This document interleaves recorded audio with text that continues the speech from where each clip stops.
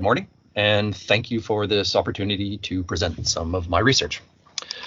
Briefly about me, I'm an experimental psychologist at UIT, the Arctic University of Norway, where I work with CARE, the Center for Avalanche Research and Education, conducting research on judgment and decision making.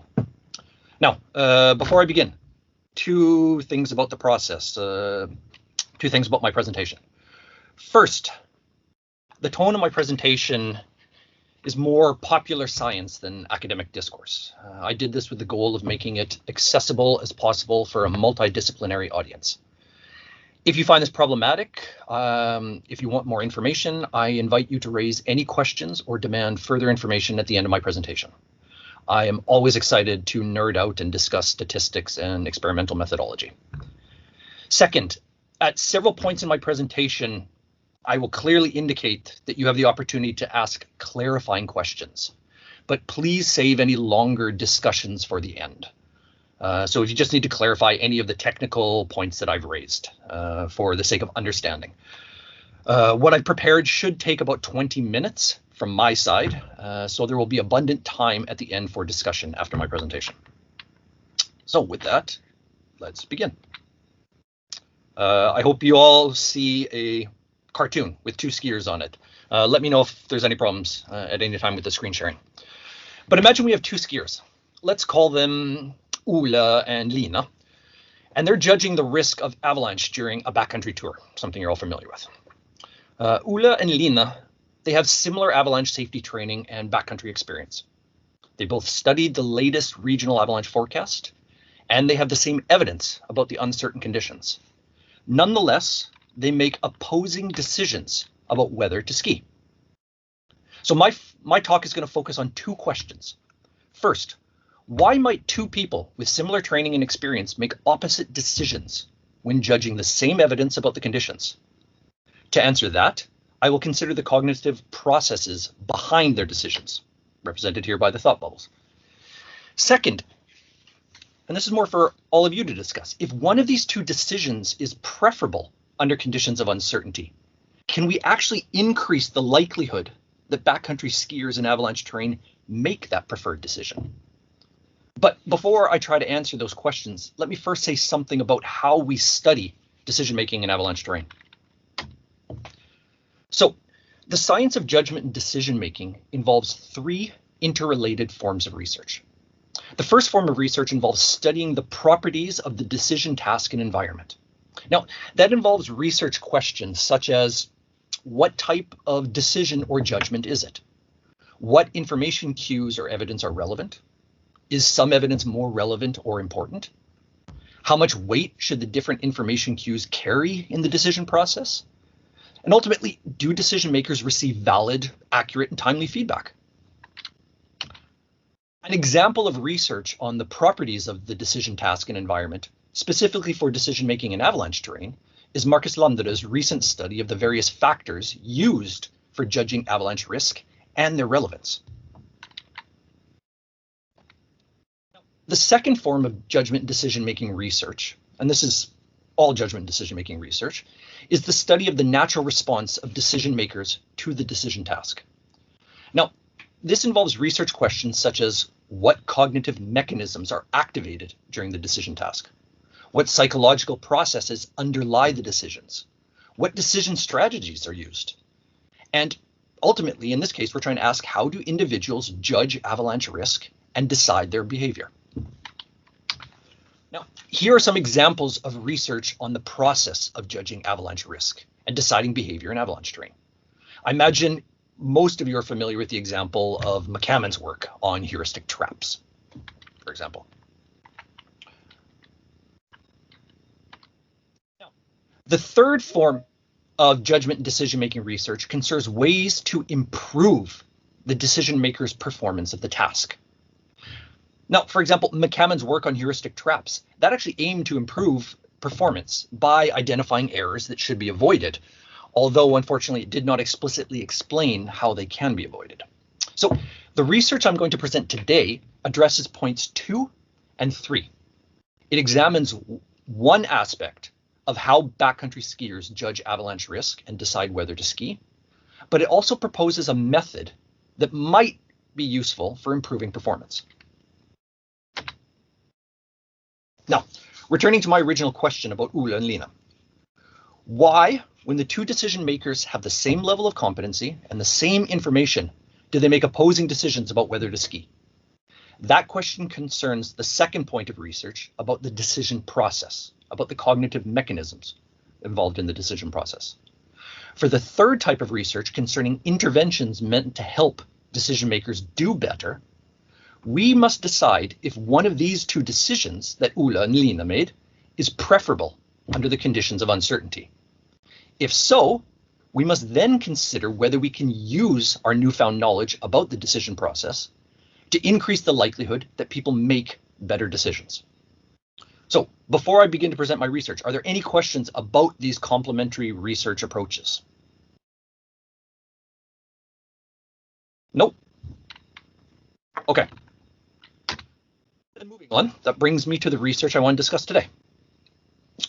When we judge risk, we're judging an attribute of an object, an action, or a situation.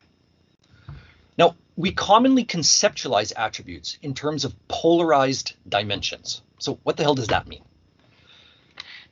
Take, for example, the attribute speed, the speed of a car, or the speed of a bike, or the speed of a runner. We tend to understand speed in terms of the two dimensions, fast and slow. Now, these two dimensions are like the two sides of a coin. They're distinct, but they're inseparable. And these two dimensions provide opposing but complementary perspectives on a thing. Now, importantly, it's a natural process of language and thought that when we judge an attribute such as speed, we tend to focus on a single dimension of that judged attribute. We do not normally judge what is her speed when she runs. Instead, it's far more natural to judge, is she a fast runner or is she slow? So other examples of this is it a large house? How expensive is the beer? Is it a difficult alpine route? How fat am I after months of COVID-19 lockdown? Okay.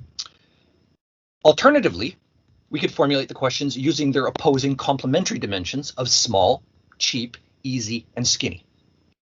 It is natural for us to frame our judgments with one dimension of the attribute that is judged. So similarly, backcountry skiers naturally use a single dimension to frame avalanche risk judgments. How safe are the conditions, or how dangerous are the conditions? Is it safe? Is it dangerous? Now, question framing is a natural process of language and thought.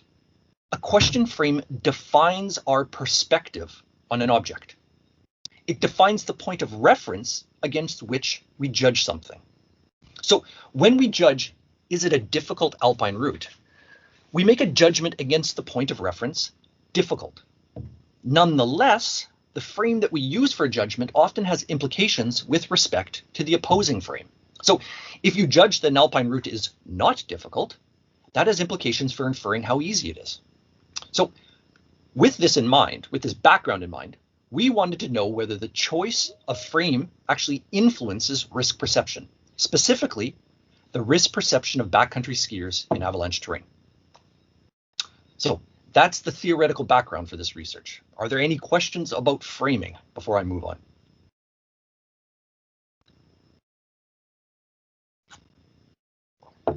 All right then. So to examine the effect of question framing, the colleagues that are listed on the screen there and I tested whether framing risk in terms of safety or danger influences risk perception and behavior intention. So how did we do that?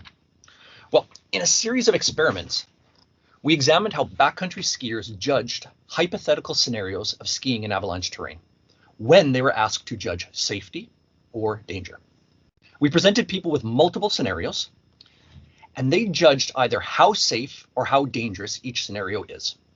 Also, after each risk judgment, or after judging each scenario, they reported whether they would ski the slope depicted in the scenario. So we also measured behavior intention. What we found is that question frames do in fact influence risk perception. Framing a risk judgment in terms of safety was more likely to result in more cautious, conservative risk judgments then framing that risk judgment in terms of danger. We also found that risk perception influenced behavior. So lower judged safety, or you can understand it conversely as higher judged danger, that resulted in a lower likelihood, a lower probability of skiing. So put this another way, for a given scenario, when judging how safe is it, it is more likely that perceived safety will be lower and perceived danger higher. Consequently, this reduces the likelihood of skiing. When judging how dangerous is it, it is more likely that perceived danger will be lower and perceived safety will be higher, and this increases the likelihood of skiing. So what we see is the question frame, it directly influences the perception of risk, which in turn influences behavior intention. So returning to our fictional skiers, we see that Lina is less likely to ski the slope because she judged safety, whereas Ole was more likely to ski the slope because he judged danger. And again, I'm just saying likely. We can't say absolutely. We're just talking about the likelihoods or the probabilities. So that's the main effect. But why do we see that effect? This is important to understand in order to consider if we can apply this. What are the cognitive processes behind this question framing effect?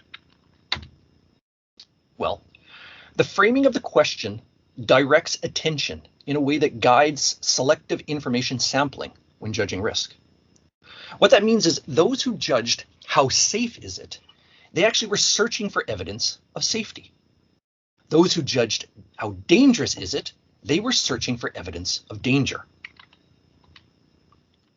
In addition, the frame defined the reference point for evaluating the evidence.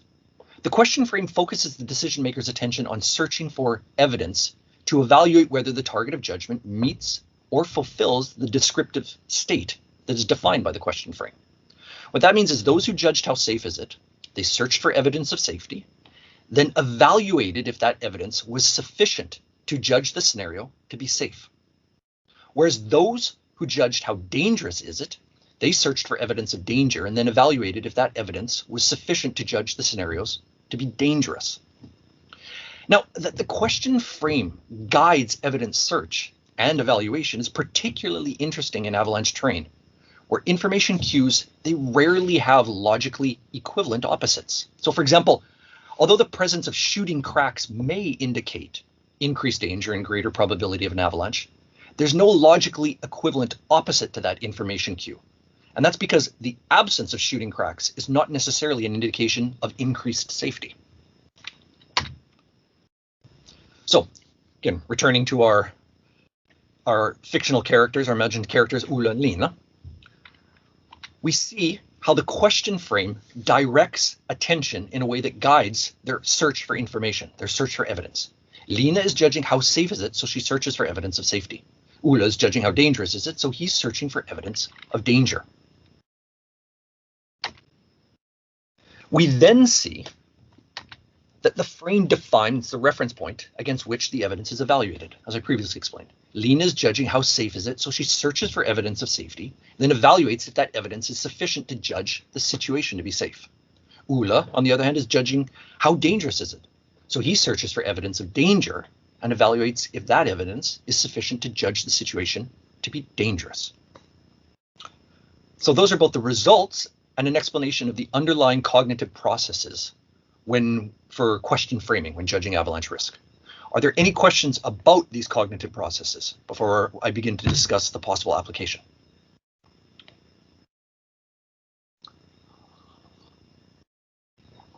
Okay.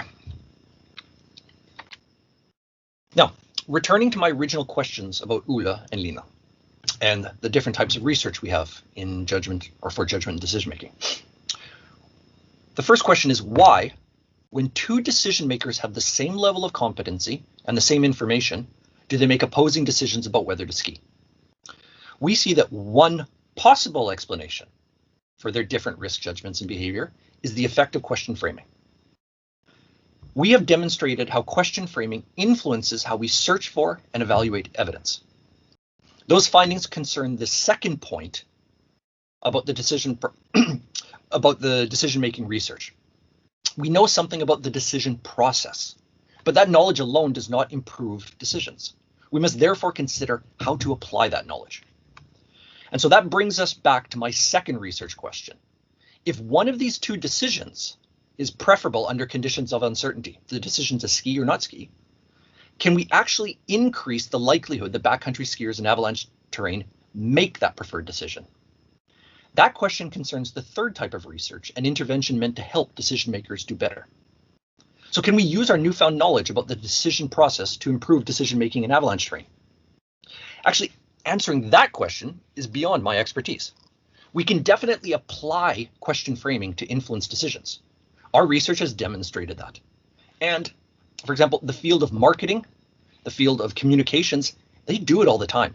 Both fields purposely use framing to promote specific behavior and judgments and decisions amongst their potential customers or their audience, for example. But it is up to you, the avalanche experts, to decide if either of those decisions constitutes a better decision.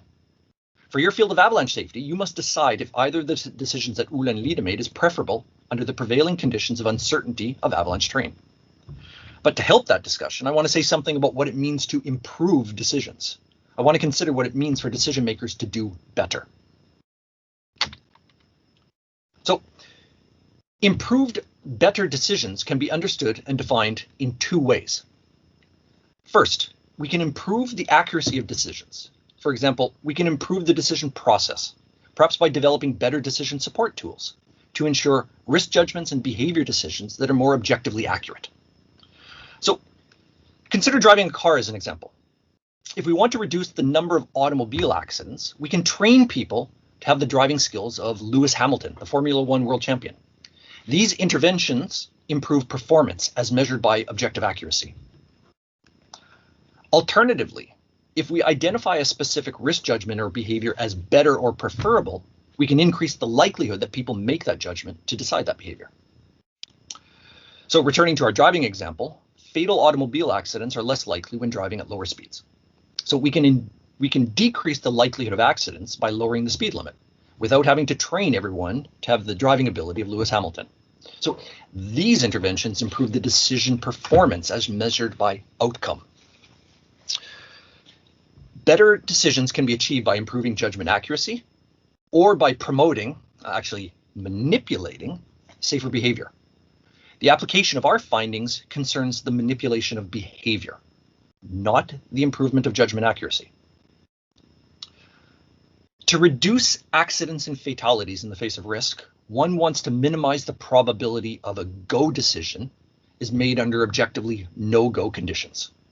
Now, you can do that by improving the accuracy of the go, no-go decision or by increasing the likelihood of choosing no-go. Ultimately, it is you, the experts, that must decide what constitutes a better decision in this field. However, I've never let my lack of expertise stop me from voicing my opinion. So here goes, some ideas on how it could be applied. The language used to formulate risk judgments and its influence on the cognitive processes of decision making, it has pragmatic implications for the effectiveness of strategies to ensure the safety of backcountry skiers. So the findings from our research, they provide insight into how the polarity of language, these two dimensions of language, when focusing on one attribute, how they can be positively harnessed when developing teaching methods, communication tools, or possibly risk assessment strategies for reducing avalanche fatalities. So these findings from our studies, they actually have potential real-world implications for avalanche risk communication at both institutional and individual levels. At the public and institutional levels, such as national or regional avalanche forecasting services, the frame used when presenting information about conditions in avalanche terrain, this might actually influence how users, that is the general public, how they perceive the current risk and, more critically, how they decide to act. At the individual or group level, communication between members of a group traveling in avalanche terrain, while we typically presented and they typically communicate with little thought towards framing, their communication could actually be positively impacted by increased awareness of the framing effect. So specifically, if a group member is presenting route options, tour alternatives, or discussing the apparent risk, the way in which information and questions are framed could influence other group members' perceptions of the current risk and the decisions that are made or communicated by members within that group. However, the framing of risk judgment alone is insufficient to ensure safe behavior among all backcountry skiers and avalanche terrain. Okay, this is no silver bullet. It's no substitute for training, knowledge, information, and experience. Nonetheless, there's so much uncertainty in avalanche terrain that I believe we should utilize any tool or method that can help, even if it's just a little bit. The adoption of a procedure strategy, such as that afforded by framing risk judgment questions, it might boost the overall likelihood of both individuals and groups to make safer, more conservative risk judgments and decisions. If question framing influences the decision of whether or not to ski, then avalanche risk management strategies, tools, and education should recognize and account for this effect. And if possible, it should be incorporated. They should incorporate framing risk judgments into routine practices to reduce the potential for avalanche accidents.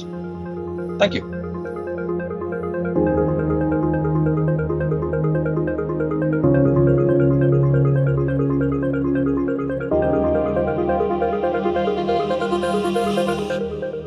If you are doing decisions on behalf of others, for instance, if you are evaluating the risk of a settlement, if you need to evacuate a settlement, do you also see the same effects in those decision-making processes?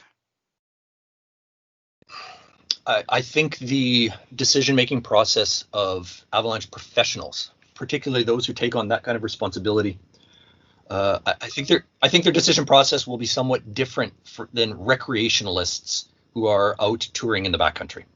So maybe I should have clarified that the findings I believe are most relevant for recreationalists. I think professionals, often their decision process will be structured or framed by professional tools that will help them avoid such framing effects. It would be a question whether you actually would want to harness it, whether you would want amongst a group of professionals to try to promote a more conservative and more cautious approach or perspective overall. But I think the relevance to this is really more for backcountry people, snowmobile riders, skiers, snowboarders, and so forth. Yeah. But it would be interesting to investigate. We didn't do this amongst professionals. Our studies were amongst pretty much 99% recreationalists. So it would be interesting to see if they're affected to the same degree. Okay, thank you. My question has already in part been answered by your first answer here. The question is, have you considered the possibility that very experienced skiers like mountain guides who are professionals may be able to see the equivalence in terms of probabilities for these alternatives and be able to act as rational agents regardless of the framing? Yeah, I absolutely believe that it's a possibility. It's always hard for me. It's easy to put myself in the shoes of an amateur recreationalist because I am one. And to try to understand or conceive of the decision process amongst professionals, amongst experts, I've not studied it, nor do I have any personal experience of it. So anything I'm saying now is just speculation. Yeah, people acting as rational agents, I believe there are degrees for, or it's a spectrum. So I would say even mountain guides are never fully rational agents. Are they able to conceive of the alternative perspectives and thus avoid this framing effect? I would hope so. And that's because it's something to consider. I've discussed the possibility of harnessing or strategically applying framing in order to promote this. So if we're talking introductory level courses, to try to just teach people to look for evidence of safety as opposed to danger. I would hope that a mountain guide, that she has enough experience and enough training that they naturally, as their default setting, go beyond that and look from both perspectives. and that they appreciate the traps that they might be setting up for themselves by only considering one perspective. However, I can't say that. That's just, based on anecdote and my own gut feeling. I don't have any evidence of that. So I don't know if that answers your question. I hope it does. Yeah, I think so. Yeah. Thank you. But so really, to specify, I think the discussion would be, does this, so if you're looking at developing training for DNT, for example, or more standardized national level training, do you want to try to teach people to approach their decision making from a certain perspective, or are we just going to allow them to do it? It comes back to this idea of, what is people's default perspective? Do they assume that the circumstance or the conditions are safe until proven otherwise? Or do they assume also that it's dangerous until proven otherwise? So, as I said, this is just one element in the whole decision-making process. It's just a small drop in the bucket. But hopefully these small little contributions can help leverage the overall process to make it generally safer and ideally also more accurate. I wonder, I actually have two questions. First, I wonder if you gathered information on that, if you saw some differences in responses between, say, people without avalanche education and people with avalanche education, if you saw some individual heterogeneity in the group, if they're that different, like the effect of framing. And I also wonder if you could say something about the size of the effect on behavior. The effect of framing, if you saw, was there it was significant, of course, but was it big or was it small? So first, the effect, it was I could pull up the probabilities, but it was, or the odds ratios, it was almost 2 times greater. So it's fairly significant. So if you're judging how dangerous it is, you're almost twice as likely to judge it to be safer. But it becomes, as I said, I went for popular science. We measured it on a scale. So there are probability or odds ratio distributions for each score up on the scale. But I would say, it's at least 2 times greater, which is noticeable. And it's I would say definitely worth considering. As for the heterogeneity, we had a problem. We had a problem with measuring backcountry skiers' experience. And so we did not analyze this. And the problem is, and it's something I know that we've discussed in meetings that, so I'm smiling because Andrea and I work in the same university or in the same research group, but how do we measure people's experience? My approach is generally to go for self-reported, because I also do work on self-confidence, and I think people's perception of their own experience can be very different than their actual sort of training and experience. But the measures that we used, or that we tried to use to capture experience, were extremely inconsistent across all these studies, making the data very troublesome to work with. And so we have not done that analysis. Okay, thanks for the presentation. And I think some of these points have been addressed. If you look at the idea of communicating the snow instability versus snow stability, that has been discussed quite a lot. How to talk about the realities that the professionals observe. Yep. And there has been a recommendation that we only talk about instability. Yep. And we look for that. No one is interested in stability. Yep. and things like that. And I think we have also done that now in recent years with communicating the danger of avalanches at work sites, construction sites, and so on, where we say that it's not allowed to be there in wintertime. If you do a good job, you can find some days where you could work, not the other way around. Yep. We don't close the construction site because of avalanche danger. It is closed and it can be opened from time to time. Yep. And that actually helps a lot to understand the situation. So there's more background to the study than I presented, but it gets a little outside of what I thought was relevant for this audience, though I was clearly wrong. And it has to do with the different cognitive mechanisms behind framing.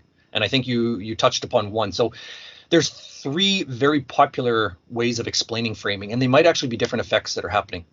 So there's the question framing that I've explained, which is really an attention account, that the framing directs the attention. And particularly in conditions of uncertainty where you have to accumulate information, it seems to be having an effect. But that in no way cancels out other ways of framing that can be going on, and which I think it's great that the Avalanche community, the Avalanche safety community has already addressed this, and that's communication framing. That, yeah, when we talk about something as being dangerous or safe, the choice of frame is one that is made by the communicator. And that choice is not just random. It reflects the communicator's perspective on things, but it also influences the way that the information is interpreted by the listener or by the audience. And so I completely agree that it is wise and absolutely necessary to consider this communication framing. What was interesting for us is there's something also called valence framing.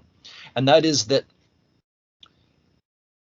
the attributes, the way we describe things, fast, slow, expensive, cheap, good, bad, that they actually have a valence. They have a positivity or a negativity, that we have like this automatic sort of gut reaction. And we were really interested and we actually first hypothesized that if you start assessing safety, or you formulate the question as how safe is it, we thought that might actually evoke a positive effect in people. So we thought that judging how safe it is would have higher safety judgments. But what we found was the complete opposite. So then we completely restructured our way of understanding the judgment process itself. So we assumed if you ask people how dangerous it is, it's going to put them on edge. It's going to make, it's going to have a negative reaction to it, and thus might make them more cautious, more conservative, more careful. But it was actually the opposite. So there are many types of framing that are happening, and many that we have to consider in such a complex environment. We've only tried to isolate one process and consider its effect, and found that it is actually an effect that supersedes others that we assumed. But it's not to say that there's not a communication framing effect going on, or a valence. Those might happen as well. It's such a complex process, and there's so many cognitive mechanisms at work that it's very difficult to model and to understand. I have one question about, do you know how we should use this word framing effect in a Norwegian Scandinavian language? Is there a scientific expression? Do you know? Or maybe Andrea or yeah, you're asking the wrong person. Yeah, I see Alden is still here. He might say. Maybe we'll challenge your colleagues at a later stage. Jeg kan hoppe inn, Tore, og si at vi jobber jo bare på engelsk og med engelsk, men dette her som Matthew beskriver er jo akkurat det som er kjernen av det som vi tar opp alle disse skredseminarer, og da sier vi at du må jo spør deg selv liksom sånn, er dette trygt? Ikke spør deg selv, er dette farligt? Og så der, måten vi snakker om det da er liksom er sånn, altså måten du stiller spørsmålet på har en betydning på hva du ser på. Det er liksom måten vi populariserer det på, men om hva så er den korrekte fagtermen for framing på norsk, det er et godt spørsmål det har jeg faktisk ikke tenkt på, så det kommer jeg til å gå og tenke på nå. Så takk Tore, det var bra. Kjenn ut for deg. Ta den.